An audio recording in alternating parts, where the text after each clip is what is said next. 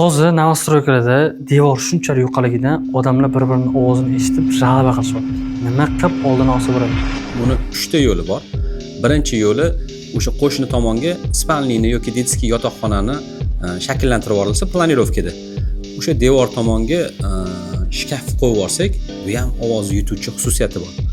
Ikkinchi yo'li va eng samarali yo'li devorga o'zini maxsus minvata va shumizolyatsiya materiallari bor, yopishtirib, ustidan gipsokarton qo'yish kerak bo'ladi va uchinchi yo'li bu akustika, dekorativniy akustika, hozir studiyalarga qilishyapti. O'shani shu devorga yopishtirib olish kerak bo'ladi. Bu ham ancha ovoz yutadi.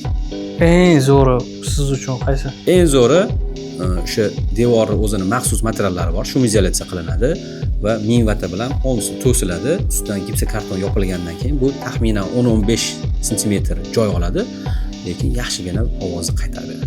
Shunaqa dizayn va qurilish to'g'risida ko'proq ma'lumot olishni nima qilsa bo'ladi? Obuna bo'lib qo'yish kerak bo'ladi yoki bu videoni tarqatib qo'yish kerak bo'ladi.